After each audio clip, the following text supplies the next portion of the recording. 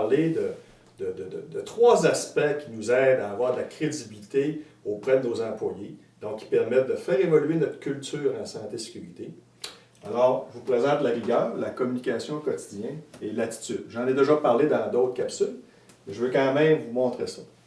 Alors, on parle de ces trois aspects-là. Je tiens à vous dire qu'il y a différents aspects au niveau leadership de la haute direction, de l'échelon intermédiaire. Ce que je veux vous parler aujourd'hui, c'est vraiment qu'est-ce qui, aux yeux des employés, peut faire une différence importante. D'accord? Le premier, c'est la rigueur. Peu importe ce qu'on fait dans la vie, la rigueur, ça reste quelque chose qui est à haut impact en matière d'influence. Qu'est-ce qui va au départ influencer beaucoup nos employés et nos gestionnaires en matière de santé et sécurité?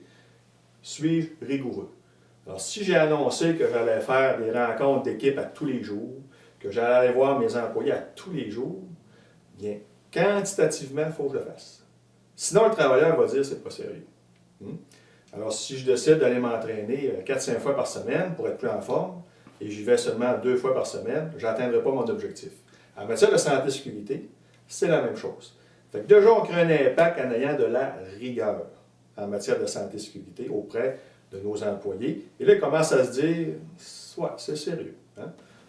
On a déjà parlé, et c'est beau d'être rigoureux, mais si tu me parles une fois par mois, c'est pas sûr que je vais voir que c'est si important que ça. Donc, j'en ai déjà parlé, la communication au quotidien. Tous les jours, tu m'en parles? Ouf! Ouais, ça commence à être sérieux, ça commence à être crédible. Si tu m'en parles à chaque jour, c'est parce que c'est rendu important. Donc, la rigueur, au quotidien, la communication, par différents mécanismes de gestion de la santé et sécurité. Mais vous savez, j'ai beau être rigoureux, j'ai beau en parler à tous les jours, si dans mon attitude, je démontre que ça me déplaît, que je suis forcé, que je suis en mode obligation pour parler de santé et sécurité à mes employés, ben, les gens vont le sentir. Hein?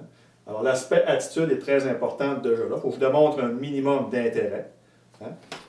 L'autre aspect aussi, dans l'aspect des relations, hein, comme employé, si je peux participer à une activité de prévention, est-ce que je peux donner mon opinion? Ça fait du sens pour moi? On est d'un contexte de relation relativement harmonieuse là, et de base. Alors, ces trois aspects importants, il y en a d'autres, mais ces trois aspects-là, aux yeux des employés, ces trois aspects où l'expertise et l'expérience démontrent que quand on réussit à instaurer ces trois aspects-là, on réussit à créer un leadership crédible qui va nous permettre de continuer à faire évoluer notre culture en santé et sécurité. Merci.